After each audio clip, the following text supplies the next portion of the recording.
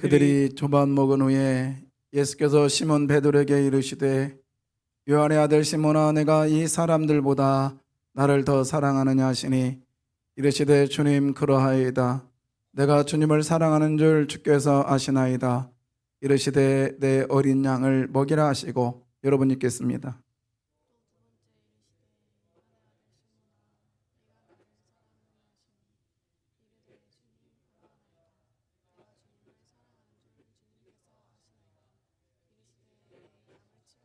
같이 읽습니다. 시작. 세 번째 이르시되 요한의 아들 시몬아 내가 나를 사랑하느냐 하시니 주께서 세 번째 내가 나를 사랑하느냐 하심으로 베드로가 근심하여 이르시되 주님 모든 것을 아시오매 내가 주님을 사랑하는 줄 주께서 아시나이다. 예수께서 이르시되 내 양을 먹이라. 이상은 하나님의 말씀입니다. 아멘. 자, 이 시간 우리 장조일 목사님 다 아시죠? 예, 올라오셔서 말씀 바로 올라오십시오. 예, 다른 수는 없습니다. 그냥 예. 자, 우리 할렐루야를 환영합니다. 할렐루야. 할렐루야. 잘 봐주세요.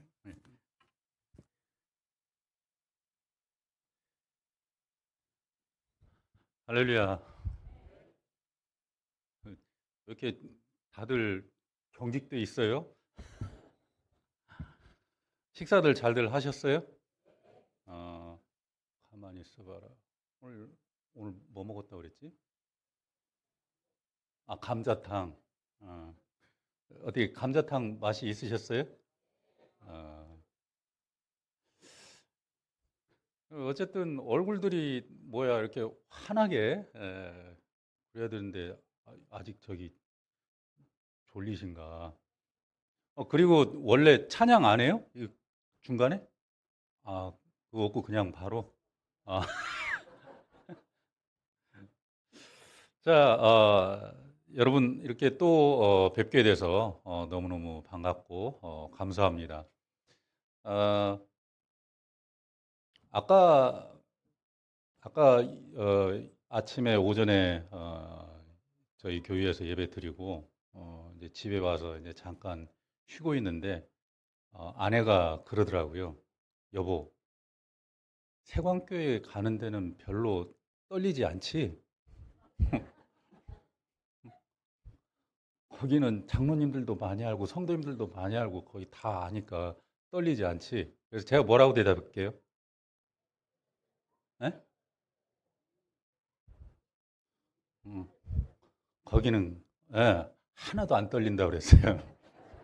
근데 뭐라 그럴까요? 제가 우리 최수영 목사님은 제가 너무너무 사랑하는 제 동기이면서 또 제가 정말 존경하는 목회자거든요.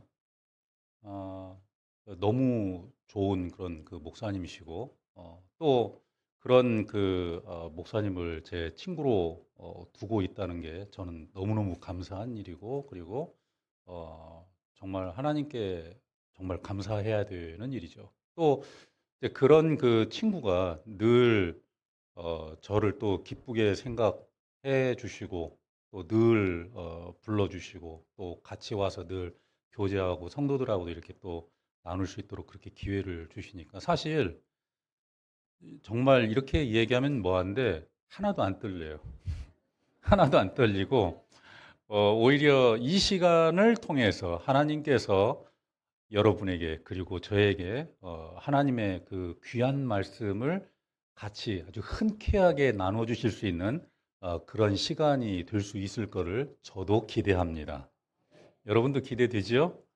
그래요. 우리 오늘 편하게 하나님께서 우리에게 어떤 말씀을 주시는지 같이 기대하고 그리고 같이 이야기하고 같이 나누면서 글쎄요, 이제 26년이 시작됐는데 이 26년에 하나님께서 우리에게 우리 세광교회에 그리고 우리 성도님들의 그리고 우리 성도님들의 가정에 우리 자녀들에게 하나님께서 무엇을 기대하시고 또 무엇을 원하시는지 같이 한번 알아볼 수 있는 시간이 됐으면 좋겠습니다. 여러분, 이 시간에 우리 잠깐 함께 기도하고 그리고 말씀을 같이 보도록 합시다. 함께 기도합시다. 사랑하는 아버지 하나님, 참으로 감사와 찬송과 영광을 올려드립니다.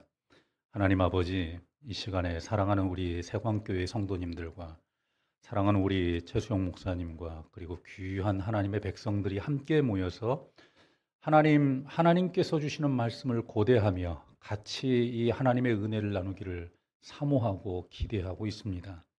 하나님 아버지, 이 시간에 우리 가운데 함께하여 주옵소서. 그래서 우리의 마음 속에 임재하여 주시고 우리의 지혜 속에 하나님 함께하여 주시어서 하나님께서 우리에게 말씀하시는 것들을 우리가 듣게 하시고 하나님께서 우리에게 원하시는 것들을 우리가 알게 하시고 하나님께서 우리에게 원하시는 그것들을 우리가 앞으로 행할 수 있는 그러한 귀한 은혜가 되는 시간이 되게 하여 주옵소서. 하나님 아버지, 처음부터 끝까지 주관하여 주옵소서. 모든 것을 아버지 하나님께서 주관해 주시고 이 어느 시간 1분 1초라도 하나님 사단이 틈타지 않게 하시고 하나님 우리를 회방하는 자들이 우리 가운데 틈타지 않게 하시고 하나님 이 모든 시간을 통틀어서 하나님 아버지 앞에 영광을 돌려드릴 수 있는 시간이 되게 하여 주옵소서. 온전히 함께하여 주시기를 원하옵고 감사를 드리며 예수님의 귀하신 이름으로 기도드렸사옵나이다. 아멘. 여러분, 먼저 우리 말씀 보기 전에 아까 앞에서 찬양하던 우리 그 젊은 친구들이 청년들이죠. 청년들 정말 부럽습니다. 아니 그렇게 찬양하는 게 부럽다는 게 아니라 저렇게 젊어서부터 하나님 앞에 헌신하고 봉사할 수 있는 그런 그 포지션에 선다는 것 자체가, 봉사할 수 있다는 것 자체가 얼마나 부러운지 모릅니다. 여러분, 그리고 우리 장년들, 우리 장로님들, 권사님들, 집사님들께서는 저렇게 하나님 앞에 헌신하고 봉사하는 저 젊은 아이들을 굉장히 귀하게 생각하셔야 됩니다. 그리고 귀하게 생각하고 그리고 저 젊은 그 친구들을 정말 잘 보호해야 돼요. 잘 보호하고 그리고 잘 양육하고. 왜냐하면 여러분도 알다시피 앞으로 10년, 15년, 20년 뒤에 뭐라고 할까요? 교회를 이끌어갈 그럴 사람들이 사실은 많지가 않아요. 그래서 젊은 세대들을 잘 아끼고 귀하게 여기는 게 필요한데 이 세광교회 와서 보니까 젊은 청년들이 앞에서 찬양하는 거 보니까 너무너무 감사했습니다. 너무 감사하고 오늘 우리가 함께 보실 말씀에 대해서 우리 잠깐 좀 생각을 한번 해보죠. 여러분, 이 말씀 요한복음 21장 15절에서부터 17절 말씀까지 이거 잘 아는 말씀이죠? 그렇죠? 괜찮아. 대답하셔도 돼요. 잘 아는 말씀이죠? 맞아요. 이거 우리 늘 읽는 말씀이고, 그리고 늘, 자주자주 대하는 그런 말씀입니다. 요한의 아들 시몬아, 네가 나를 사랑하느냐? 제가 주님 사랑하는 줄 주님 아시잖아요. 내 어린 양을 먹이라. 멋지죠? 그래서 사실 이 말씀을 가지고 어떻게 보면은 신년 초에 보통, 하나님께서 우리에게 사명을 주시고 그리고 직분을 주시고 뭔가를 맡기시고 할 때 주로 이 본문을 가지고 많이 이 얘기를 하죠. 근데 저는 오늘 여러분하고 이 그 베드로가 예수님 앞에서 이 말씀을 그러니까 예수님께로부터 사명을 받으면서 감사합니다. 한번 열심히 한번 해보겠습니다라고 하는 어떤 그런 뭐라고 할까요? 그런 당차게 하나님 앞에 자기의 그 포부를 고백하는 그런 게 아니라 사실은 이 전부터 한번 쭉 그 살펴서 과연 베드로가 어떤 마음으로 이 말씀을 받을 수 있었을지 그리고 가끔 우리들 가운데 그런 분들이 있는데 직분이나 또는 사명이나 또는 앞으로 감당해야 될 어떤 그럴 뭐라고 할까요? 우리한테 하나님께서 주시는 그런 소명들이나 이런 것들에 대해서 미적미적되고 그리고 이거 할까 말까 하는 그런 그 분들이 있을 수 있는데 어쨌든 그런 모든 부분들에 대해서 같이 좀 생각해 보면 좋겠습니다. 여러분, 올해 여러분들 다 직분 받으셨죠? 그래요. 직분 받고 소명을 받는다라는 게 과연 뭘까요? 여러분, 우리가 하나님의 백성으로서 이 땅에 살아갈 때는 그냥 하나님의 백성으로서 살아가는 것도 있지만 공동체 안에서 그리고 또 우리가 함께 모이는 어떤 그런 구성원들 가운데 어떤 그런 포지션을 맡고 거기에서 열심히 뭔가를 해야 할 그럴 필요도 있어요.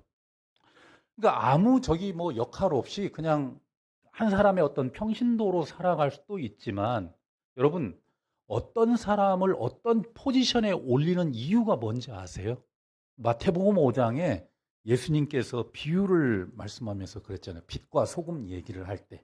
여러분, 빛을 등잔을 이 등불을 어디 위에다가 올려놔요? 응? 등경 위에다가 올려놓는다고 그랬어요. 여러분, 등경 위에 올려놓는 바로 그 사람의 의도는 뭘까요? 그렇죠. 빛이 사람들 앞에 비치게 하는 거예요. 여러분, 사실은 하나님께서 우리 하나님의 백성들에게 어떤 포지션에 이렇게 딱 갖다가 올려놓는 이유는 뭐라고 생각하세요? 일할 사람이 없어서? 아니요. 그게 아니고요. 하나님께서는 저와 여러분 또는 거기 그 포지션에 올려놓는 그 사람 속에 있는 무언가를 보셨기 때문에 그 사람 속에 있는 그 하나님의 나라를 다른 사람들에게 보여줄 수 있도록 하는 그런 기회를 갖게 하는 거죠. 그래서요, 사실은 여러분, 하나님께서 우리에게 무언가를 맡기실 때 사실은 위에다가 딱 뭔가 이렇게 등불을 등경 위에다가 갖다가 딱 올려놓으시는 바로 그분의 그 의도를 이해를 하고 자기의 삶을 충실하게 하나님의 백성으로서 살면서 장로의 역할을 감당하고 권사의 역할을 감당하고 집사의 역할을 감당하고 그리고 구역장의 역할을 감당하고 찬양대 역할을 감당하면서 그래요. 사실은 최선을 다하면서 사는 거예요. 근데요, 여러분, 오늘 우리가 말씀을 보면은 베드로가 예수님께서 내 어린 양을 먹이라, 내 양을 치라, 내 양을 먹이라라고 얘기를 할 때 베드로가 거기에 합당한 아주 완벽한 그런 자격을 갖추고 있었기 때문에 예수님께서 이렇게 뽑아가지고 거기 위에다가 올려놓으시는 것처럼 보이세요? 아니요. 절대 아니에요. 그래서 제가 오늘 베드로의 그 뼈아픈 과거를 한번 쭉 여러분들과 함께 한번 이렇게 보려고 그래요. 사실 여러분, 우리가 베드로를 보면은 베드로는 원래 제자들 가운데 굉장히 수제자였죠. 늘 예수님의 사랑을 받고 그리고 뭐든지 앞서서 하던 바로 그런 그 제자였죠. 그래서 가만히 있어봐라. 어, 혹시 이거 제가 넘겨도 될까요? 이 뒤에 저기 PPT 여기에 나오면 좋을까? 음, 음, 음. 이게 이게 이렇게 뒤에 이렇게 크게 해본데 제가 어디 가서 해본 적이 없어가지고 뒤에 이렇게 쫙 나오니까 멋있는 것 같아요. 어, 잘 보이네, 좋네. 음, 한 장 넘겨보실래요? 오케이. 자, 여러분 베드로는 원래 예수님께서 너무너무 사랑하시는 그런 그 제자였습니다. 사실 베드로를 처음에 부르실 때 게네사렛 호숫가에서부터 베드로를 부르실 때에도 베드로는 뭔가 예수님에 대한 어떤 그런 감각이 굉장히 민감하고 그리고 예수님이 말씀하시는 거에 순종하려고 하는 바로 그런 사람이었죠. 또 마태복음 16장에서 보면은 예수님과 제자들이 함께 가이사랴 빌립보에 갔을 때 예수님을 주는 그리스도시요 살아계신 하나님의 아들이십니다라고 이렇게 고백도 하는, 그래서 여러 그런 예수님과 그 제자들 사이에 그 있었던 일들을 이렇게 쭉 살펴보면은 베드로는 정말로 예수님의 사랑을 받을 수밖에 없는 그런 제자였죠. 그래서 그랬는지 베드로는 항상 예수님 앞에서 의기양양했어요. 의기양양했어요. 뭐든지 뭐라고 할까요? 성질도 좀 급한 것처럼 보이고 제가 하겠습니다. 이런 타입이었죠. 근데 우리가 누가복음 22장에 보면은 베드로가 이렇게 말하는 장면이 있죠. 이제 유월절 만찬에서 이제 그런 그 만찬을 다 하고 있는데 오늘 저녁에 너희 중에 누군가 나를 팔 거다. 응? 그리고 내가 이제 가서 잡혀 죽게 될 거다. 그런 말들을 하자 누가복음 22장 33절 말씀에 이렇게 얘기를 합니다. 베드로가 이때까지만 해도 굉장히 의기양양하죠. 여러분 잘 보이세요? 잘 보이시는구나. 자, 22장 33절 말씀 한번 읽어볼까요? 시작. 말하되 주여 내가 주와 주와 함께 함께 오게도 죽는 데에도 가기를 각오하였나이다.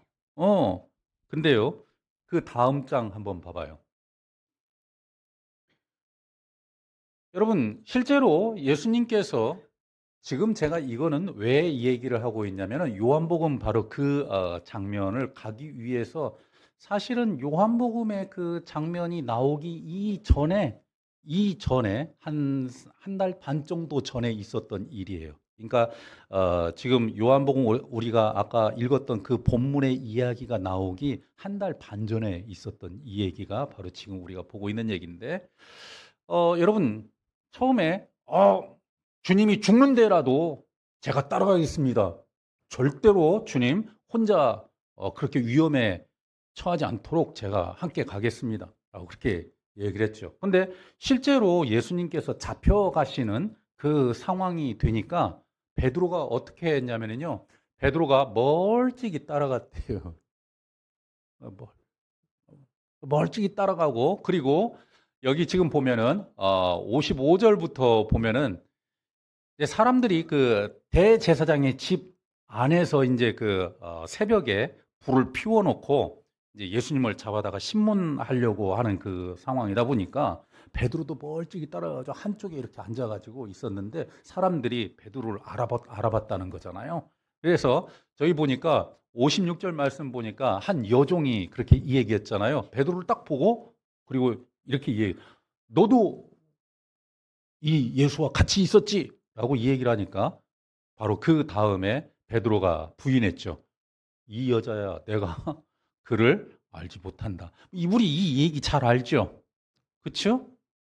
그리고 그냥 또 조금 있다가 다른 사람이 이 사람도 저기 같이 있었다. 그 당이다. 그러니까 나 절대 몰라. 세 번째 봐봐요. 1시간쯤 있다가 59절 말씀에 한 사람이 장담하여되 이는 갈릴리 사람이니 참으로 그와 함께 있었느니라 그랬더니 60절 말씀에 뭐라고 되어 있냐면 베드로가 가로되 이 사람아 나는 네가 하는 말을 알지 못하노라 하고 아직 말하고 있을 때에 닭이 울었는데요. 저기 61절 말씀 한번 보세요. 그러니까 세 번 딱 부인하고 있는 그 상황에서 누가복음 22장에서는 바로 이 상황을 얘기를 할 때 뭐라고 돼 있냐면은 주께서 돌이켜서 베드로를 어떻게 했다고요? 봤대요.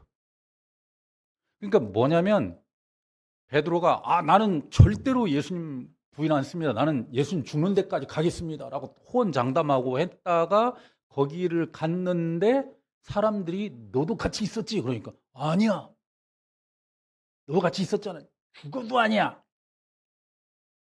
다른 성경에서는 저주를 하면서 그 욕을 하면서 나는 그 인간 알지도 못해라고 이 얘기를 하는데 누가복음 말씀에 보니까 그렇게 3번 이 얘기할 때쯤 하고 나서 바로 누구하고 눈이 마주쳤다고요? 그렇죠. 주께서 돌이켜서 베드로를 보셨대요. 그러니까 3번 부인하는 그 시점에 베드로하고 눈이 딱 마주쳤어요.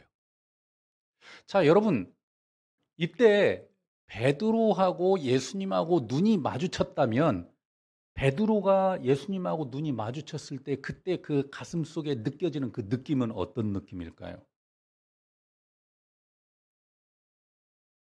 베드로하고 눈이 마주쳤을 때 눈이 딱 마주치면은 아, 예수님, 아, 예. 그랬을까요? 예? 크게 얘기해 봐요. 모르는 척 했을까? 눈이 딱 마주쳐. 음. 그랬을 수도 있을 것 같아요. 근데 눈이 탁 마주치면서 가슴 속에 어떤 느낌이 느껴졌을까? 그렇죠. 가슴이 철렁했겠지. 마치 도둑질하다가 들킨 것처럼 눈이 딱 마주친 거예요.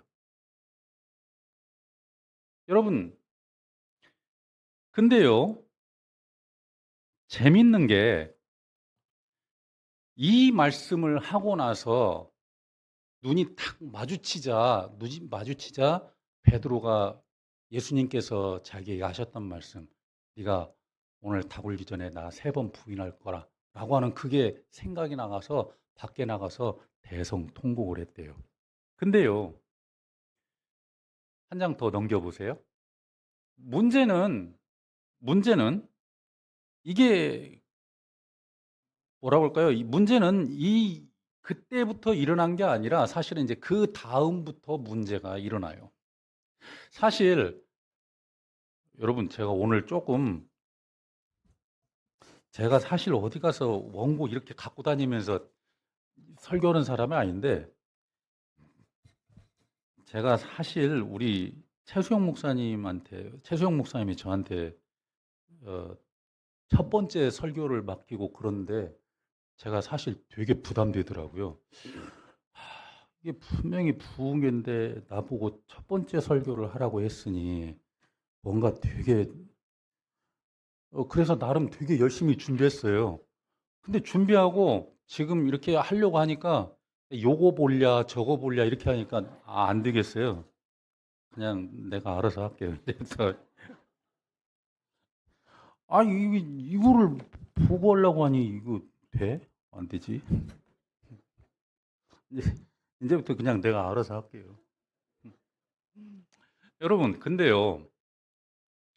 베드로가 그렇게 예수님하고 그런 그 눈이 탁 마주치고 가슴이 막 서늘했을 거 아니에요. 정말로 서늘했을 거 아니에요.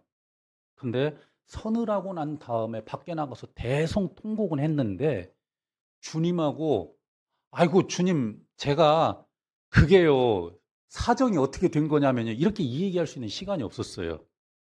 눈 마주치고 그 서늘한 그 주님의 눈빛을 느낀 다음에 베드로는 나가서 대성통곡을 하고 예수님은 바로 죽는데 끌려가신 거죠.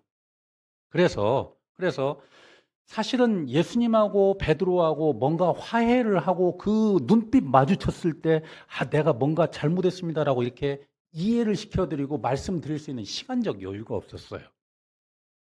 예수님은 바로 죽으셨어요. 십자가에 달려서 죽으셨죠. 베드로는 그 뭐라고 할까요? 예수님하고 그 마주쳤던 그 눈빛을 기억을 하면서 예수님께서 십자가에 죽으시는 그 광경을 목격을 했죠. 그리고 나서 여러분 한번 생각 한번 해보세요. 베드로가 예수님께서 십자가에 달려서 죽으시는 그 광경도 보고 그리고 슬퍼서 울고 그리고 나서 제자들하고 이제 같이 있는 시간이 되면은 즐겁고 행복했을까요? 전혀 그렇지 않았을 겁니다. 아마 밥도 안 먹었을 거고 이게 물론 자기 선생님이 돌아가셨기 때문에 정말 뭔가 기분도 다운되고 그러는 것도 맞겠지만은 자기가 그렇게 호언장담했다가 사실은 예수님을 부인하면서 그것도 3번씩이나 부인하는 그 과정에 딱 걸린 거잖아요. 딱 걸린 거죠. 근데 딱 걸리면서 그거에 대해서 뭔가 변명도 하고 그랬으면 좋은데 그것도 못하고 예수님 그냥 죽으신 거예요. 얼마나 가슴이 아팠을까요? 그렇게 가슴이 아팠어요. 그러면서 있는데 여러분 요한복음 20장 한번 보세요. 그 다음 한번 펴보실래요? 그 다음. 아니, 오케이. 그렇게 예수님께서 죽으시고 그리고 난 다음에 바로 그 다음 날 어떤 일이 있냐면 마리아가 예수님의 무덤에 가서 예수님께서 살아나셨다라고 하는 바로 이제 그 소식을 자기들에게 전달을 해주죠. 근데 그때 베드로와 그 제자들은 어디에 같이 모여 있었냐면요. 우리가 일반적으로 마가다락방이라고 얘기할 수 있는 바로 그 장소에 같이 모여 있었던 것 같아요. 거기에 늘 모여서 거기에 있었는데 마리아가 오지요. 여기 요한복음 20장에 보니까 뭐라고 되어 있냐면 마리아가 와가지고 무덤에서 돌이 굴려져 있고 그리고 예수님이 안 계신다라고 하는 그 얘기를 들어요. 그러자 여기 말씀대로 보면은 베드로하고 요한하고 둘이 달리기를 했대요. 여기 지금 보시면 요한복음 20장 1절, 2절 말씀 보면은 2절 말씀 보면 시몬 베드로와 예수께서 사랑하시던 그 다른 제자에게 달려가서 말하되 이렇게 얘기하니까 그 제자가 베드로하고 요한하고 둘이 이 무덤으로 달려가는 거죠. 근데 여러분 요한복음에 보면은 별 쓸데없는 얘기도 막 적어 놓는 것 같아요. 저기 보시면은요. 4절 말씀 한번 봐봐요. 둘이 같이 다름질 하더니 뭐라고 써 있냐면은 누가 먼저? 그 다른 제자가 베드로보다 더 빨리 달려가서 근데 여러분 성경에 왜 저런 걸 써놨을까요? 저거를 왜 저렇게 적어놨을까? 제가 볼 때 이 요한복음에서 이 요한은 베드로의 그 상황을 아주 정말 그 심리적인 상황까지 잘 그려놨던 것 같아요. 여러분, 마음이 무거우면은 발이 빨리 떨어져요, 안 떨어져요? 마음이 무거우면은요, 발도 빨리 안 떨어져요. 그러니까 예수님의 무덤이 비었다라는 소식을 들었는데, 근데 예수님의 무덤을 달려가 보기는 해야 되는데 이미 예수님하고 마주쳤던 예수님의 그 눈빛, 뭐라 그럴까요? 예수님 무덤이 비었다는 거는 예수님이 분명히 어떻게 하셨다는 거예요? 살아나셨다는 거잖아요. 그럼 가면은 예수님하고 다시 만나야 되잖아요. 즐겁게 막 뛰어갈까요? 요한이 그런 걸 아주 뭐라고 할까요? 그 심리적인 거를 잘 캐치를 해서 이렇게 적어 놓는 것 같아요. 베드로가 요한보다 늦게 달려갔어요. 그래서 요한이 먼저 가가지고 보니까 정말로 무덤 문이 열렸네. 베드로가 가서 그 무덤 안쪽에 들어가서 보니까 정말로 없어요. 여러분 또 다음 장 한번 가볼까요? 그래서 이제 돌아와 가지고 어떤 상태가 됐냐면 예수님이 이제 부활하셨어요. 근데 어디 가셨는지 몰라. 그래서 베드로를 비롯해서 다른 제자들이 같이 이렇게 방 안에 모여서 이제 이게 어떻게 될 것인지 생각하고 있었는데요. 여러분, 갑자기 거기에 예수님께서 제자들이 같이 모여 있는 바로 그 안에 예수님께서 갑자기 펑 하고 나타나신 거예요. 문들이 다 닫혀 있는 바로 그 가운데 예수님께서 갑자기 나타나셨대요. 자, 여러분, 예수님께서 갑자기 나타나셨으면은 제자들 입장에서 좋아요, 안 좋아요? 응? 안 좋아? 절대 안 좋아요? 좋을 거예요. 예수님 입장에서 제자들 입장에서 예수님이 닫혀진 그 방 안에 갑자기 확 나타나시니까 여러분 제자들은 얼마나 좋았겠어요. 예수님이 정말로 살아나셨군요. 그러면서 예수님과 함께 얼싸안고 막 그러고 있었을 때에 여러분, 우리가 지금 베드로를 따라가고 있잖아요. 베드로는 어떻게 예수님께서 갑자기 방 안에 퍽 나타나셨을 때 베드로는 어떻게 반응을 했을 것 같아요? 생각 한번 해봐요, 여러분. 베드로는 어떻게 예수님을 맞았을까? 여러분 같으면 어떻게 예수님을 맞았을 것 같아요? 베드로가. 지금 다른 제자들은 이 성경 말씀 보니까 난리예요, 난리. 막 예수님 나타나, 우와, 진짜 예수님이 살아나셨네. 예수님이 나타나셨네. 막 그러면서 막 예수님하고 막 어떻게 됐어? 여기 보세요. 야, 제자들이 주를 보고 기뻐하더라. 그 손과 옆구리를 보여주시면서 내가 진짜 맞다. 그러니까 막 제자들이 막 너희에게 평강이 있을지어다. 멋있는 말씀 막 하시고 막 제자들이 그러고 있을 때 베드로는 뭐 하고 있었을까요? 여러분 봤던 것처럼 베드로는 수제자였잖아요. 그죠? 그럼 이 상황에서 제일 먼저 나와가지고 예수님을 반겨야 되는 게 누구예요? 베드로. 근데 재밌게도 이 요한복음이나 다른 복음서에서도 보면은요, 베드로가 뭐를 했다는 소리가 하나도 없어요. 베드로가 뭐 했다는 소리가 하나도 없어요. 그럼 한번 우리 상상을 한번 해보자고요. 베드로는 뭐 하고 있었을까? 분명히 그 방 안에 있었는데 예수님을 반겼을까요? 다른 제자들과 함께 막 기뻐하면서 드디어 나타나셨군요. 그랬을까요? 어떻게 했을 것 같아요? 응? 그렇죠. 제가 생각할 때는 예수님께서 갑자기 방 안에 싹 이렇게 나타난 순간에 베드로는 갑자기 놀랬겠죠. 다른 그 제자들은 예수님께 가가지고 막 주님 나타나셨군요. 예수님께서 손도 보여주고 옆구리도 내가 진짜다.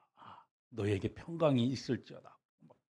다른 제자들은 주님. 베드로는 아마도 예수님의 그 눈빛, 그 세 번째 부인하면서 딱 마주쳤던 바로 그 눈빛, 그거가 아직도 서늘하게 남아있기 때문에 예수님이 갑자기 훅 나타난 그 순간에 자기가 사실은 수제자이고 그리고 제일 먼저 가서 반겼어야 됨에도 불구하고 아마 한쪽 구석으로 가가지고 싹 가렸을 것 같아요. 여러분, 여기 본문 보시면은요, 재밌는 게 있어요. 뭐가 있냐면, 여러분, 공관복음에서 다른 복음서에서 도마 나왔던 적 있어요? 우리 도마, 그러니까 예수님의 제자 가운데 도마가 나오기는 해요. 그죠? 도마 있어요. 그죠? 근데 우리하고 별로 안 친해. 왜? 잘 안 나오잖아. 그죠? 근데 바로 이 장면에서는 도마가 나와요. 도마. 이렇게 얘기하면은 나중에 가시면서 그 도마가 뭐더라? 그 저기 뭔 도마더라? 이렇게. 그 도마가 여기 나와. 그러니까 우리 잘 모르는 도마가 여기 나와요. 나와가지고 뭐라고 얘기를 하냐면요. 도마는 거기 그때 없었대요. 왜 도마가 없었는지 그 얘기를 하는 게 참 이상한데 어쨌든 도마가 없었어. 근데 다른 제자들이 거기 있었다가 예수님이 후 하고 가신 다음에 도마가 싹 들어왔잖아요. 제자들이 막, 야, 도마야, 너 어디 갔었냐? 응? 이거 전라도식인데, 어디 갔었냐? 예수님 금방 오셨다, 가셨다. 그랬더니 도마가 뭐라 그러 나는 직접 거기다가 손 넣어보기 전에 안 믿어. 그렇게 얘기했대요. 근데 이런 얘기를 하고 있을 동안에 베드로는 뭐 하고 있었을까요? 옆에서. 그렇죠. 뭐가 없어요. 말 그대로 그냥 한쪽 구석에 이렇게 그분하고 눈이 안 마주치려고 한쪽 구석에 이렇게 근데 그분이 드디어 샥 가셨어. 근데요, 웃기는 게, 우리 그 다음 말씀 한번, 다음 장 한번. 8일 있다가, 8일 있다가, 거기 그 방 안에 제자들하고 같이 있는데, 이번에는 거기 도마도 있었대요. 근데 거기에 다시 예수님께서 훅 나타나신 거예요. 다른 제자들 반응이 어땠어요?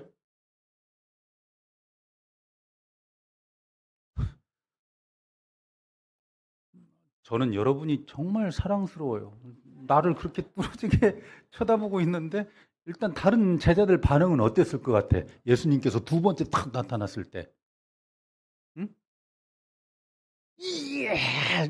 또 나타나셨다. 막 그러면서 와, 도마 옆에 있는 도마야 봐라.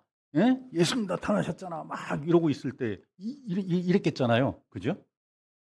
근데 이때도 두 번째 나타나셨을 때도 베드로가 어떻게 했었다는 그런 얘기 없어요. 여러분, 여기 이게 두 번째 나타나신 때예요. 베드로가 어떻게 했다는 소리 없어요. 그럼 베드로는 어떻게 하고 있었을까? 다른 제자들은 분명히 기뻐하고 있다고 했고, 도마도 있어서 도마한테 참 이게 그래요. 다른 복음서들 살펴보면 한 번도 예수님께서 도마한테 도마야 이리 와봐라 내 어린 양아 이렇게 했다는 소리가 공간복음에 한 번도 안 나와요. 근데 이상하게 베드로가 정말로 그 예수님하고 눈빛을 마주치고 그 서늘한 눈빛을 보고 그리고 예수님을 만나는 것을 두려워해서 한쪽으로 숨을 때 그때 등장하는 게 도마예요. 도마는 나와가지고 와 예수님께서 뭐라고 말씀을 친히 야 도마야 이리 와봐라 이거 보고 여기다가 손 넣어보고 나를 믿는 자가 되라 라고 이렇게 아주 친하게 말씀해 주시는데 여러분 예수님께서 베드로를 불렀다는 말씀 있어요 없어요? 없어요. 아니 여러분 평상시 같으면 예수님께서 가장 먼저 찾을 수 있는 제자가 누구예요? 베드로. 예수님께서 나타나셨을 때 제일 먼저 달려갈 수 있는 제자가 누구예요? 베드로. 근데 전혀 그런 게 없어요. 여러분, 어떻게 보면은 제가 만약에 예수님이었다고 한다면요. 제가 만약에 예수님이었다고 한다면 죽었다가 부활하면서 처음에 제자들이 있는 방 안에 막 나타나셨을 때 제가 만약에 예수님이었다면은 제가 제일 처음에 누구부터 찾을 것 같아요? 왜 찾을 것 같아요? 근데 그때 야, 베드로 있어. 나와봐. 일단은 맨 먼저 베드로부터 찾았을 것 같아요. 근데 첫 번째 나타났을 때에도 예수님께서는 제자들하고 막 즐거워하면서 손에 이것도 보여주고 이렇게 보여주고 너희에게 평강이 있으라 막 그렇게 얘기하고 그랬는데요. 베드로를 찾지 않아요. 베드로도 한쪽에 숨어가지고요. 예수님한테 다가가지 않아요. 두 번째 나타나셨을 때도 그때는 엉뚱하게 생뚱하게 도마도마한 예수님께서 도마야 이리 와서 이거 봐라. 여기도 더 봐라. 그러는데 그리고 다른 제자들도 즐거워하는데 베드로를 또 안 찾아요. 여러분 그때쯤 가면은 베드로가 무슨 생각을 하고 있을까요? 나를 더 이상 안 찾으시는구나. 그때 내가 그 예수님 3번 부인할 때 그때 들켰던 그것 때문에 안 찾으시는 거 아니야? 더 이상 안 찾으시는구나. 이때쯤 생각하니까 베드로가 더 이상 예루살렘에 있을 필요가 없겠다. 갈릴리로 가야지. 그래서 갈릴리로 갔대요. 갈릴리로 가버렸어요. 갈릴리로 가니까 갈릴리에 가면은 뭐를 해야 돼요? 늘 하던 거예요. 이제 배 타고 나가서 그물 치는 거나 해야죠. 그래서 21장에 가니까 배 타고 나가서 드디어 그물 치는 일을 합니다.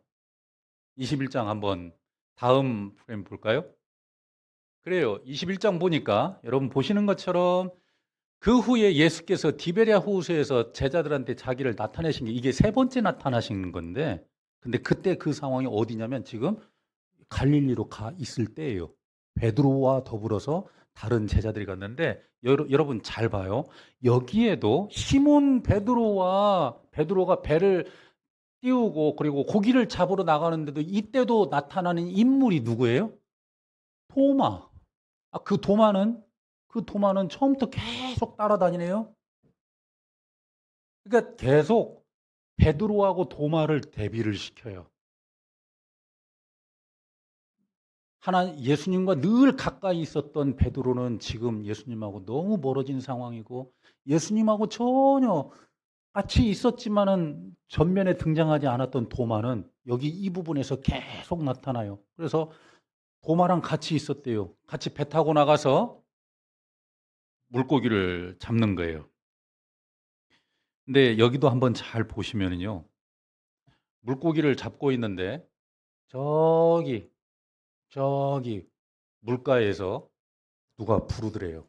어이, 거기 뭐 고기 잡은 거 있어? 여러분, 갈릴리 바닷가에 가시면은요, 갈릴리 바다에 가보시면 새벽에 일반적으로 그 고기를 잡아가지고 이 새벽에 들어오게 돼 있거든요.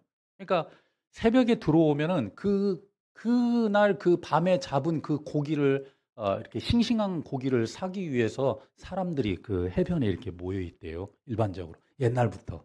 지금도 오늘날에도 새벽에 가면은 그 시장에서 고기를 살 수가 있는데, 배가 이만큼 떨어져 있는데 육지에서 그 배에 타고 있는 베드로, 그다음에 도마, 그다음에 요한, 야고보 이렇게 타고 있는데, 배에 타고 있는 이 제자들한테 어떤 사람이 부르더래요. 어이, 거기 고기 잡은 거 있어? 없어요. 밤에 한 마리도 못 잡았네요. 그러니까 여기 육지에 서 있는 사람이 그랬대요.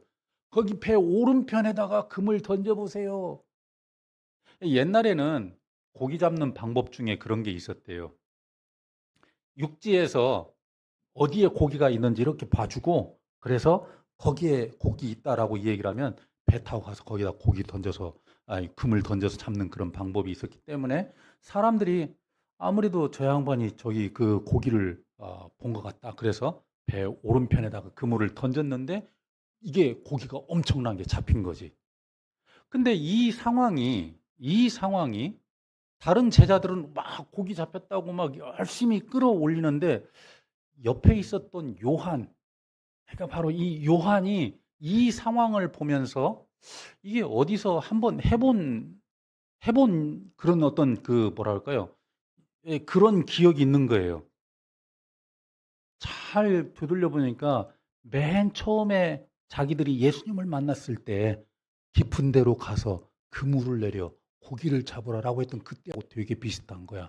그래서 금방 자기들한테 오른편에다가 금을 던지라고 했었던 그 양반이 누군지 이렇게 가만히 보니까 예수님인 거죠. 그래서 지금 열심히 그물을 끌어올리고 있는 베드로를, 이 윗옷을 벗고 그물을 끌어올리고 있는 그 베드로를 향해서 탁탁탁 쳤겠죠. 야, 베드로, 저기 예수님이다. 한번 여기 본문 한번 보세요. 자, 그 다음 말씀 한번 넘겨보실까요?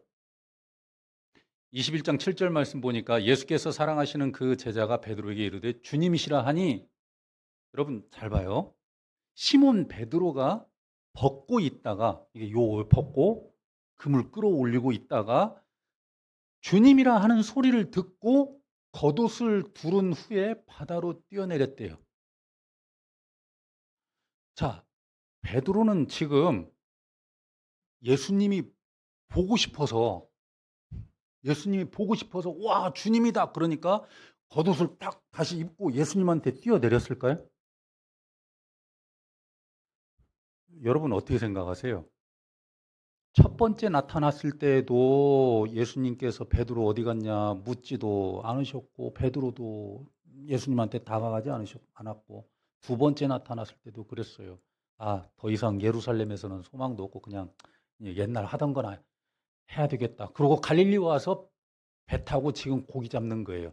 근데 그러다가 어떻게 저 사람이 알려줘가지고 고기를 잡아서 이제 실컷 잡아서 막 올리고 있는데 옆에서 요한이 탁탁탁 뚫는 야야야야 저거 예수님이다 라고 했을 때 지금 베드로가 옷 벗고 있다가 예수님이다라는 소리를 듣고 옷을 입고 지금 바다로 뛰어내렸대.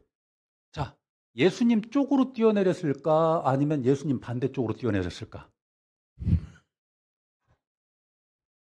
제가 봤을 때는 반대쪽이에요. 왜냐하면 그 다음 말씀 보니까 다른 제자들은 그물을 끌고 그 육지로 가는데요. 베드로는 그 다음 절에 있는데 없어요. 그리고 그 다음에 육지에 올라가서 보니까 예수님께서 고기도 굽고 빵도 굽고 그러고 계셨어요. 그러면서 뭐라고 말씀하냐면 야, 너희한테 뭐 잡은 게 있냐? 라고 얘기를 해서 그래서 제자들과 함께 식사를 하는 그런 장면이 등장을 합니다. 여러분, 그래서 저기 11절, 12절, 13절, 14절까지 계속 보면은요. 제자들도 예수님이 누군지 묻는 사람이 없었고요. 그러니까 거기 그분이 고기도 굽고 그리고 빵도 굽고 그래서 아침 식사를 하는 그 장면에서 아침 식사를 하는데 이상하게 조용해요. 누가 당신이 어떻게 오셨습니까? 묻는 것도 없고 조용해요. 밥 먹는 거 조용. 여러분 제자들은 분명히 예수님 주변에 모여서 예수님과 같이 먹으면서 어쨌든 근데 우리 다시 한번 베드로는 뭐 하고 있었을 것 같아요? 베드로가 예수님 앞에 가가지고 예수님 드디어 여기까지 오셨네요. 뭐 되게 먼데. 그리고 앉아서 예수님이랑 빵도 같이 나눠서 드시죠. 그랬을까요? 제가 볼 때는 예수님하고 제자들하고 이렇게 그 숯불 주위에 앉아서 이렇게 빵도 굽고 생선도 같이 나눠 먹고 하는데 사실 베드로는 그 옆에 안 끼었을 것 같아요. 어떻게든 주님의 그 눈빛 있잖아요. 그거를 좀 안 마주쳤으면 좋겠어요. 눈 이렇게 돌리고 자기가 금방 이렇게 끌어올린 그 물고기들 있잖아요. 이 물고기들을 끌어올렸는데 물고기들이 자기를 쳐다보고 있어. 물고기 눈들이. 그러니까 예수님 눈을 안 보려고 그랬는데 물고기들이 쳐다보겠죠. 그래서 아마 그 물고기 눈이나 이렇게 예수님 이쪽에 계시는데. 근데요, 여기 이제 우리 오늘 말씀 봐야 되는데 한번 여기 보시면은 21장 15절 말씀 보시면 이제 드디어 오늘 말씀이 나오는데 그들이 조반 먹은 후에 그러니까 예수님과 제자들이 조반을 다 먹을 때까지도 예수님은 베드로를 불러요, 안 불러요? 안 찾아요. 베드로도 예수님 안 찾아요. 근데 조반 다 먹고 난 다음에 예수님께서 예수님께서 처음에 다락방에 나타나셨을 때도 베드로를 부른 적 없고요. 두 번째 나타나셨을 때도 베드로 부른 적 없고 뭐 애먼 도마나 부르고 도마한테 이거 보여주고 했는데 자기 수제자였던 베드로는 불러본 적이 없어요. 베드로가 상심이 되고 나 이제 옛날에 하던 거 할란다. 그러고 갈릴리로 가서 그냥 배 타고 그물이나 던져야 되겠다. 그러고 와서 지금 그물 던지다가 그러다가 예수님이 여기도 또 나타나셨네. 그래서 다른 제자들하고 같이 앉아서 밥 먹고 하는데 옆에 앉아서 있는데요. 예수님께 가까이 다가가지도 못하고 앉아 있는데 당신들끼리 그냥 식사하는 거예요. 부르지도 않아요. 옆에 앉아가지고 어, 그러면서 근데 조밥 먹을 때도 뭐 빵 하나 먹어보라는 소리도 안 하고 어, 먹냐 어쩌나 그런 소리도 안 하고 그냥 근데 그들이 조밥 먹은 후에 예수께서 시몬 베드로에게 이르시되 그때에야 불러요. 그때. 근데요, 여러분 이때 부르는 호칭을 잘 봐요. 호칭. 뭐라고 불러요? 그래요. 여러분, 예수님께서 공관복음 전체를 통틀어서 베드로를 부를 때 요한의 아들 시몬아라고 부른 적이 있을까요? 없을까요? 없어요. 한 번도. 시몬아 그러든지 네 이름은 게바라. 그래서 게바라고 부르든지 베드로라고 부르든지 이 요한의 아들 시몬아라고 부르는 거는 뭐냐면은요. 우리 아버지께서 저한테 늘 제이라 제이라 이렇게 부르다가 어떤 상황이 됐을 때 장제일 이렇게 부르는 거하고 똑같아요. 요한의 아들 시몬아. 이렇게 딱 불렀을 때 요한의 아들 시몬아. 이렇게 딱 조밥 먹은 후에 요한의 아들 시몬아. 딱 이렇게 부르는 소리를 들었을 때 베드로의 마음은 기뻤을까요? 아주 기뻤을까요? 어땠을 것 같아요, 여러분? 가슴이 철렁 내려앉았을 겁니다. 여러분, 제가 이 기분을 알아요. 제가 이 기분을 알아. 여러분, 한 장 넘겨보실래요? 혹시 이게 뭔지 아세요? 응? 멘토스 아니고, 이거 아마 저 또래 계신 분들 어렸을 때 구판장에 가면은 요 풍선껌 있었어요. 빨간 거, 노란 거, 파란 거, 풍선껌 세 개 이렇게 들어있어가지고. 제가 이게 왜 어, 제가 이 얘기를 하냐면, 제가 어렸을 적에 취미 가운데 하나가 우리 아버지 호주머니에서 50원씩 꺼내다가 구판장 가가지고 이 풍선껌 사 먹는 취미에 들렸던 적이 한 번 있어요. 그걸 취미로 삼고 그날도 겨울이었는데요. 오늘처럼 되게 추웠어요. 겨울이었는데 우리 아버지 호주머니 탁 집어넣으니까 50원짜리가 있더라고요. 음, 들고 썰매를 탁 여기다가 메고 아침 일찍부터 구판장을 갔죠.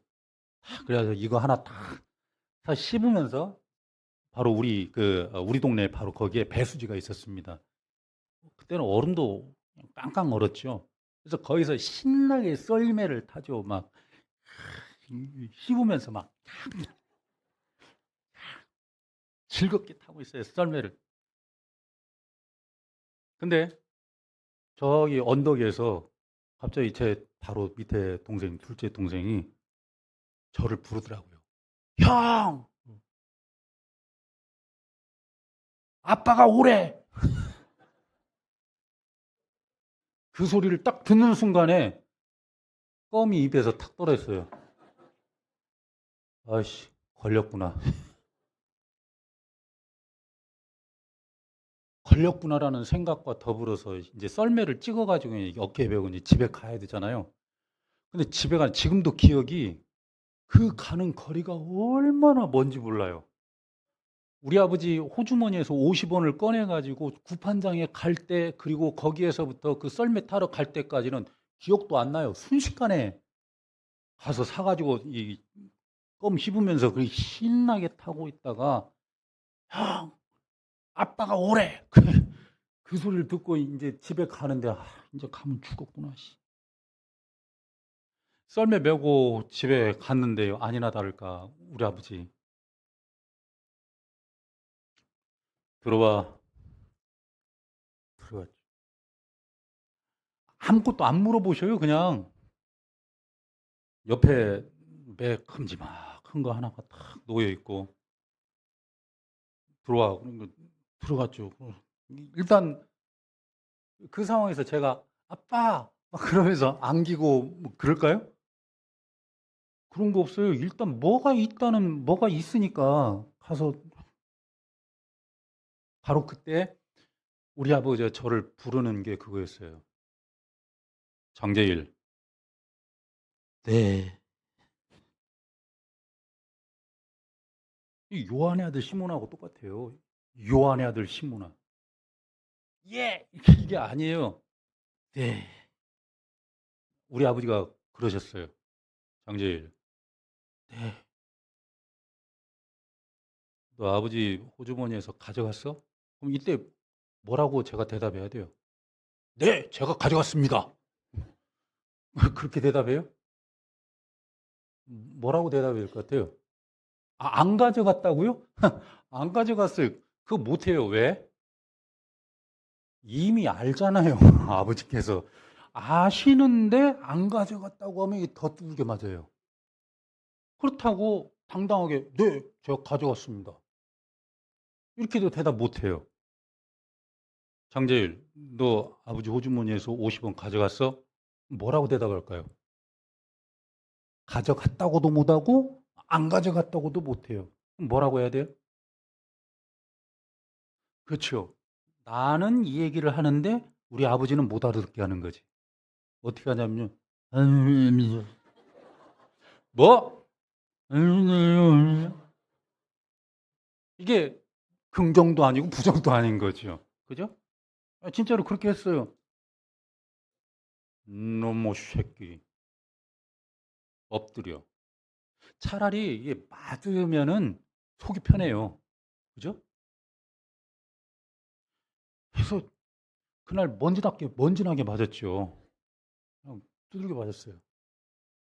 지금 베드로가 바로 그 심정이에요. 요한의 아들. 아니, 한 번도 당신을 그렇게, 자기를 그렇게 불러본 적이 없어요. 예수님이. 시몬아, 그러더니 베드로야. 그러는데, 당신 아버지 이름까지 탁 거론을 하면서 요한의 아들 시몬아. 그러니까 얼마나 가슴이 이게 떨려요. 그리고 난 다음에 하는 말씀이 바로 그거예요. 여러분, 아까 그 말씀 다시 한번 볼까요? 이 다음. 여기 잘 봐봐요. 요한의 아들 시몬아. 그 다음 말씀 잘 봐요. 네가 이 사람들보다 나를 더 사랑하느냐? 잠깐 봐요. 이 사람들보다, 이 사람들이 누구예요? 다른 제자들. 다른 제자들인데 부인한 제자들, 안 한 제자들? 부인 안 한 제자들이에요. 자기는 부인하다가 그렇죠. 눈하고 예수님하고 딱 걸렸잖아요. 요한의 아들 시몬아, 네가 이 사람들보다 나를 더 사랑한다고 이 얘기할 수 있냐? 라는 거죠. 여러분 같으면 뭐라고 대답하시겠어요? 네, 제가 주님을 사랑합니다. 이 인간들보다 제가 주님을 더 사랑합니다. 라고 이 얘기할 수 있을 것 같아요? 대답 못해요. 저 같으면 대답 못해요. 그러니까 아까처럼 그냥 뭉갤 거예요. 근데 베드로는 뭐라고 할까요? 네가 이 사람들보다 나를 더 사랑하느냐 물었을 때 베드로는 그래요. 쉽게 대답할 수 없음에도 불구하고 그렇죠. 아마 제가 볼 때는 이를 악물고 했을 것 같아요. 뭐라고 대답하냐면 주님, 그렇습니다. 내가 주님을 사랑하는 줄 주님께서 아십니다.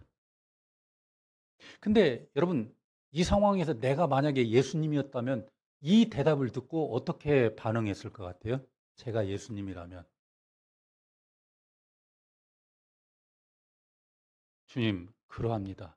내가 주님을 사랑하는 줄 주께서 아십니다. 딱 이렇게 베드로가 대답하면 내가 그래 알지. 일단 한번 깍 한번 물어봐라. 내가 알긴 알아. 근데 너 지난번에 나랑 눈 마주쳤잖아. 응? 너 나한테 나를 사랑한다고 이 얘기할 수 있어? 그것도 이 부인 안 한 얘네들보다 나를 더 사랑한다고 이 얘기할 수 있어? 주님이 아시잖아. 알긴 뭘 알아. 일단 이 깡무로 이랬을 것 같아요. 근데요, 예수님은 그 베드로의 이야기를 듣고 또 아무 대꾸도 안 하세요. 가타부터 이해도 안 해요. 내 어린 양을 먹이라. 그러고 또 한참 또 다른 제자들하고 또 이 얘기를 하세요. 그러다가 두 번째 질문. 16절 말씀 보니까 한참 제자들하고 얘기를 하다가 또 다시 불러요. 똑같이. 요한의 아들 시몬아. 두 번째 불러요. 그러니까 아까 대답했잖아요. 내가 주님 사랑하는 줄 주님 아십니다. 내 어린 양을 먹이라.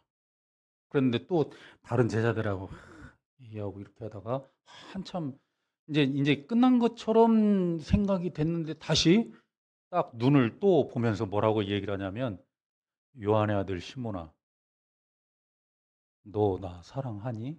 네가 나를 사랑하느냐? 물어봐요. 그러니까 베드로 입장에서는 아까 대답했잖아요. 그죠? 아까 대답했는데 눈을 또 이렇게 빤히 바라보시면서 눈을 빤히 야, 요한의 아들 시몬아, 너 나 사랑하니? 라고 다시 물어보시는 거예요. 여러분, 눈을 빤히 바라보면서 너 나 사랑하니라고 두 번째 물어보시면 베드로는 무슨 생각이 들까요? 혹시 아까 대답했는데 잘 못 들으셨나? 그래서 아까보다는 조금 더 크게 대답해야 되겠죠? 그죠? 네, 크게 대답을 했을 거예요. 뭐라고 얘기를 하냐면, 주님, 그렇습니다. 내가 주님 사랑하는 줄 주님이 아십니다. 그랬더니 뭐라고 얘기하냐면, 내 양을 치라. 그러고 또 제자들하고 다른 제자들하고 또 이 얘기하는 거예요. 한참 이 얘기를 해요. 한참 이 얘기하다가 또 다시 시몬을 또 다시 바라보면서 눈을 또 바라보시죠.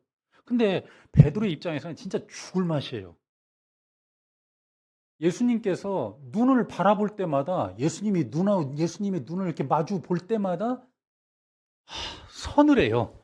뭐랄까? 그러니까 예수님의 눈빛이 서늘한 게 아니라 느낌이 그냥 죽을 맛이에요. 근데 눈을 바라보시면서 또 뭐라고 하냐면 요한의 아들 시몬아, 세 번째 한번 넘겨보실래요? 요한의 아들 시몬아, 네가 나를 사랑하느냐? 여러분 지금 첫 번째 대답했고 두 번째 대답했는데 세 번째 물어봐요.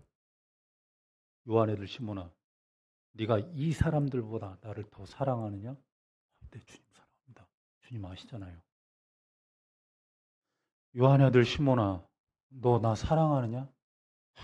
주님 아시잖아요. 제가 주님 사랑합니다. 요한의 아들 시몬아, 너 나 사랑하니? 여러분, 이렇게 세 번째 물어보면은 어떤 느낌이 들까요?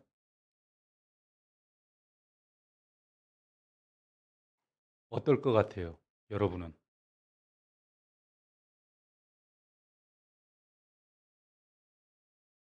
아마 그럴 것 같아요. 세 번째 정도 물어봤을 때에는 아마 베드로가 그렇게 생각했을 것 같아요. 내가 첫 번째 대답했고 두 번째 대답했는데 이렇게 세 번째까지 물어보시는 거는 이제는 근데 내가 콩으로 매주를 쓴다고 해도 이제 안 믿으시는구나. 더 이상 나를 신뢰를 안 하시는구나. 아마 뭐라고 할까요? 가슴이 무너져 내렸을 겁니다. 너 나 사랑해? 사랑해요. 진짜 사랑해? 사랑한다니까요. 정말로 사랑해? 여러분, 이때쯤 되면 아마 베드로의 가슴은 무너져 내렸을 겁니다.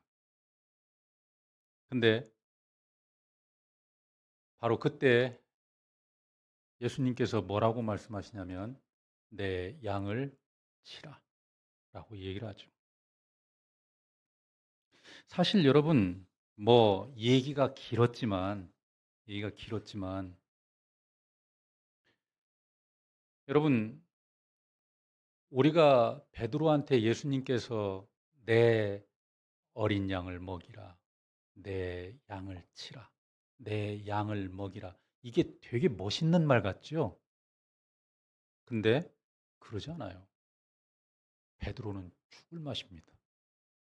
특히 주님의 시선과 마주쳤었던 바로 그 베드로, 3번이나 예수님을 모른다고 하고 그리고 저주하면서 예수님을 모른다고 했었던 그 베드로의 입장에서 자기와 눈이 마주쳤었던 바로 그 예수님이 시모나도 아니고 베드로야도 아니고 요한의 아들 시모나, 네가 나를 이 사람들보다 더 사랑한다라고 얘기할 수 있냐라고 물어볼 때, 나를 더 사랑하느냐라고 또 물어볼 때, 네가 나를 사랑하느냐라고 또 물어보실 때 이를 악물고 대답을 해야 되겠죠. 내가 주님 사랑합니다. 여러분, 아주 기쁘고 즐겁게 대답하는 게 아니에요. 어떻게 보면 자기 있는 모든 것들을 다 짜내가지고 대답을, 주님 그렇습니다. 내가 주님 사랑합니다.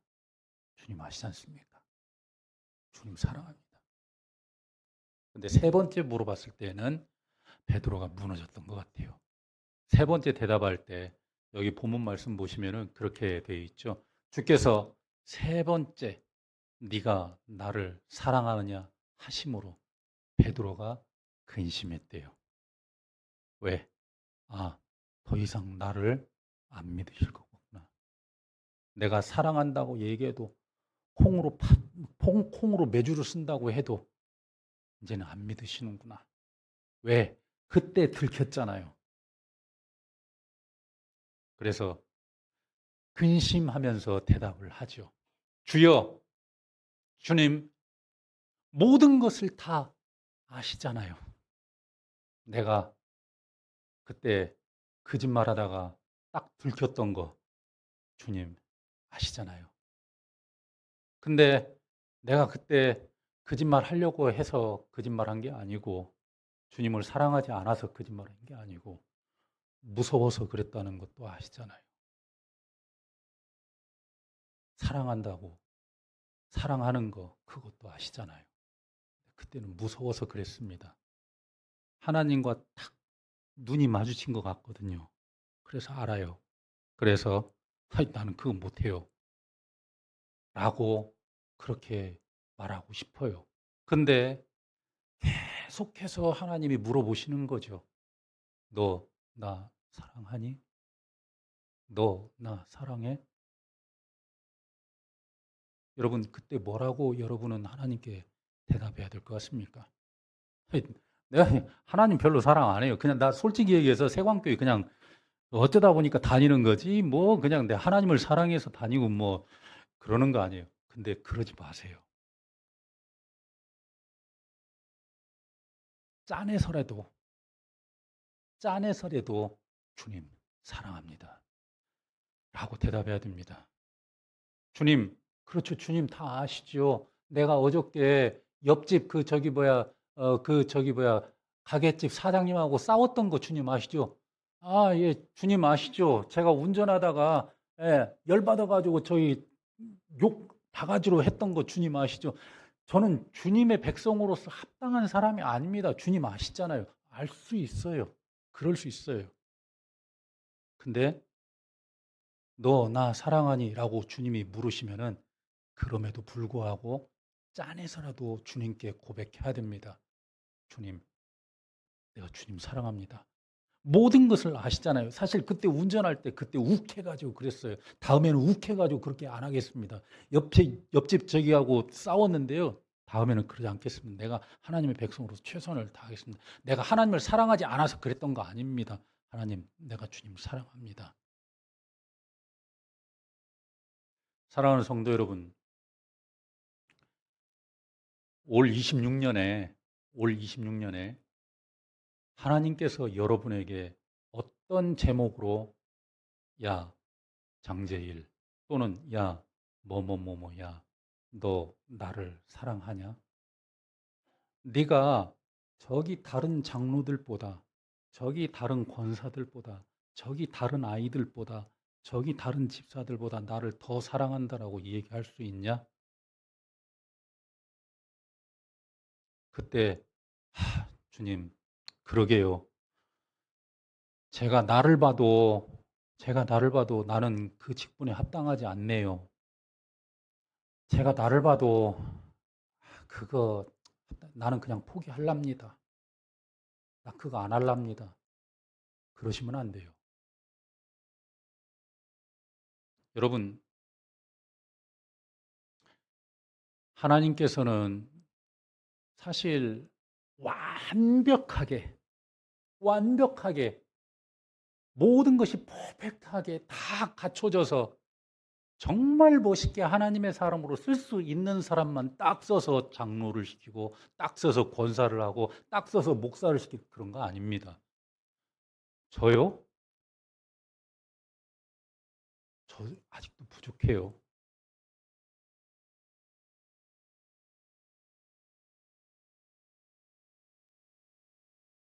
며칠 전에도 저도 욕했어요. 그 욱해서 했죠. 운전하다가. 가끔 해요. 근데 가끔 그 욕한다고 그래서 예수님께서 하나님께서 장 목사 이놈 새끼 욕을 하네. 목사가 너 때려쳐. 그렇게 하시기로 하면은요. 제가 못하죠. 여러분 이렇게 말하면은 좀 뭐하지만 베드로를 닮아야 될 필요가 있습니다. 여러분 하나님께서 2026년에 저하고 여러분에게 무언가 소명도 주시고 그리고 무언가 요구하실 겁니다. 너 할 수 있겠니? 너 한번 해보지 않겠니? 너 나 사랑하니? 라고 물어볼 겁니다. 그러면 우리는 내 자신을 딱 보면서 자신을 잘 알잖아요. 그런 거 보면서 나는 여전히 하나님의 사람으로서 합당치 않은 근데 그럴 필요 없어요. 그럴 필요 없어요. 오히려 베드로를 보면서 주님, 제 주님 사랑합니다. 주님 다 아시잖아요. 제가 주님 정말로 사랑하는 거 주님 아시잖아요. 그때 그랬던 거는 사실은 주님을 사랑하지 않아서 그런 게 아니고 그때 무서워서 그랬던 거 모든 거 주님이 다 아시잖아요. 라고 주님 앞에 고백하시기를 바랍니다. 사랑하는 성도 여러분, 26년이 밝았습니다. 그리고 이제 26년이 새롭게 시작되는 그 순간에 저와 여러분이 이제 서 있습니다. 26년에 하나님께서 저와 여러분에게 뭐를 원하실지 아직 모릅니다. 근데 하나님이 무엇을 원하시고 우리의 주인께서 무엇을 원하시는 그 순간에 그래요. 아직도 여전히 부족해요. 아직도 맨날 예수님 부인하고 그러다가 눈 딱 마주치는 그 순간이 있을 수도 있어요. 근데요. 그럼에도 불구하고 예수님께서 요한의 아들 시몬아라고 부르시면서 너 나를 정말 사랑하냐라고 물어볼 때 여러분 마음 다 잡고 주님 제가 주님 사랑합니다. 제가 주님의 백성입니다. 제가 참 못된 놈이고 맨날 죄 짓는 놈인 것 같지만 그래도 주님 사랑합니다. 라고 어떻게 해서든지 주님께 붙어 있을 수 있는 여러분 되시길 바랍니다. 그래요, 주님, 저는 못된 놈이죠. 제가 어떻게 주님의 일을 하겠습니까? 저 이제 그만하겠습니다. 여러분, 그날 썰매 하고 이렇게 해가지고 아버지한테 죽살나게 먼지나게 맞은 날 있잖아요. 그렇죠? 그날 아버지께서 저한테 뭐라고 말씀하셨는지 아세요? 나가 이놈의 새끼야. 집 나가. 그럼 제가 아버지께 예, 아버지 이제부터 만수무강하시고 편히 계시고 예, 저는 이제 50원씩 꺼내다가 아버지께서 들켰기 때문에 이제는 나가서 살도록 하겠습니다. 그러고 제가 집 나가야 됩니까? 안 나갔어요. 여러분, 내가 운전하다가 욕 한 번 했다고 내가 목사 그만둬야 됩니까? 물론 욕 그렇게 늘 하면 안 되죠. 늘 하면 나도 이제 안 하려고 그래요. 안 하려고는 하는데 아니 그거 욕 한 번 했다고 하나님께서 장재일 목사 이 나쁜 놈 새끼 너는 욕하니까 너 목사 그만둬. 그럼 네 하나님 내일부터 목사 그만두고 예 나가서 세상 일 하도록 하겠습니다. 그리고 제가 인사드리고 나가야 돼요? 아니 저 주님 사랑합니다. 제가 그거 했던 거는요. 어떻게 욱하다 나온 건 다음부터는 절대 안 하겠습니다. 이렇게 하고 두어 대 맞아야 되는 거예요. 그죠? 예, 그때 아버지한테 이거 50원 꺼내다가 걸려가지고 그냥 맞고 그리고 그 다음날 아침에 또 아버지한테 안겨가지고 아빠 그러고 사는 거죠. 여러분, 하나님께서 우리의 가슴 속에 무언가를 우리에게 요구하실 때 나의 자격을 보려고 하지 마십시오. 여러분, 솔직히 저나 여러분이나 하나님 앞에 자격으로 이 얘기하면 한 사람도 자격 있는 사람 없어요. 목사할 자격 없어요. 솔직히 얘기해서. 장로할 자격 없어요. 그럼에도 하는 거는 뭐예요? 우리가 주님을 사랑하고 그렇죠. 자격이 돼서 하는 건 아니에요. 너 나 사랑하니? 이를 악물고 대답하십시오. 네, 주님 사랑합니다. 그리고 사랑하는 거에 합당하게 그렇게 행동을 하시면 됩니다. 여러분, 저기 맨 마지막 한번 쭉쭉 한번 넘겨 보실래요? 쭉 카라바조의 그 그림 한 번 더 넘겨. 더. 사실 준비한 건 엄청나게 많아요. 더 넘겨. 더 넘겨. 요거. 여러분 이게 뭔지 아세요? 이거 하나만 얘기하고 아이고 저 양반 아까 저기 최수영 목사님이 마음대로 하라고 했다. 잘하면 한 3시간 하겠다. 이것만 얘기하고 끝날게요. 여러분 저 그림이 뭔지 아세요? 맞아요. 카라바조의 베드로의 순교 장면이에요. 제가 이 얘기하고 싶은 게 그거예요. 베드로가 요한의 아들 시몬아 네가 이 사람들보다 나를 더 사랑하느냐? 주님, 그러합니다. 내가 주님 사랑하는 줄 주님이 아시잖아요. 요한의 아들 시몬아, 네가 나를 사랑하느냐? 주님, 그렇습니다. 제가 주님 사랑하는 줄 주님 아시잖아요. 요한의 아들 시몬아, 네가 나 사랑하느냐? 주님, 모든 것을 다 아시잖아요. 내가 주님 사랑하는 줄 아시잖아요. 예수님께서 내 어린 양을 먹이라, 내 양을 치라, 내 양을 먹이라 라고 이 얘기를 하고 그리고 난 다음에 베드로의 인생이 어땠는지 아세요? 베드로는 최선을 다해서 예수의 복음과 하나님의 나라를 전파하다가 베드로가 나중에 순교할 때 로마에서 순교할 때 어떻게 순교했다라고 나오냐면은 베드로 행전이라고 사실 우리 그 성경에는 들어와 있지 않지만 외경에 있는데요. 베드로 행전에 보면은 베드로가 십자가에 매달려서 말하자면 내가 그러니까 보통 내가 어떻게 주님과 같이 똑바로 십자가에 매달릴 수 있겠느냐. 그래서 나는 거꾸로 매달아 줘라. 그래서 자기가 원해서 십자가에 거꾸로 매달려서 죽었다라고 하는 바로 순교했다라고 하는 바로 그 이야기가 베드로 그 행전에 나와 있죠.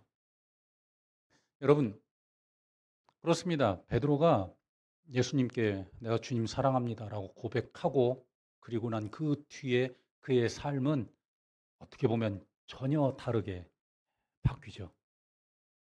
최선을 다해서 하나님을 사랑하고 예수를 사랑하고 예수의 복음을 위해서 자기의 목숨을 버려가면서 살 수 있는 바로 그런 사도가 되죠.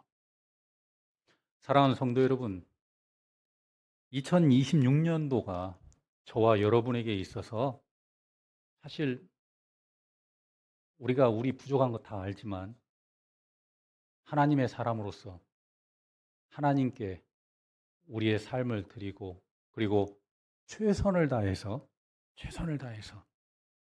하나님의 멋있는 사람으로 변화되고 바뀌어가고 하나님의 그 멋있는 하나님의 사도로서 성장할 수 있는 그런 한 해가 될 수 있기를 축원합니다. 베드로처럼 그래요. 주님의 그 시선을 바로 그 기억하면서 아마 그 후로도 베드로가 계속 사역을 하면서 그때 그 시선을 기억을 할 것이고 그리고 그때 그 요한의 아들 시모나라고 하는 그 부르시는 바로 그 음성을 기억을 할 것이고 주님, 내가 주님을 사랑합니다라고 고백하던 그 고백을 기억할 것이고 그러면서 자기의 일생을 살아가면서 하나님의 사람으로서 흔들리지 않는 그런 삶을 살 수 있었을 것입니다. 2026년에 하나님께서 저와 여러분에게 복을 주실 겁니다. 그래서 하나님의 백성으로서 살아가는데 흔들리지 마시고 더욱더 굳건하게 하나님의 귀한 그런 일들을 감당하는 우리 세광교회 우리 성도 여러분 다들 되어 가시기를 주님의 이름으로 축원을 드립니다. 우리 함께 기도합시다.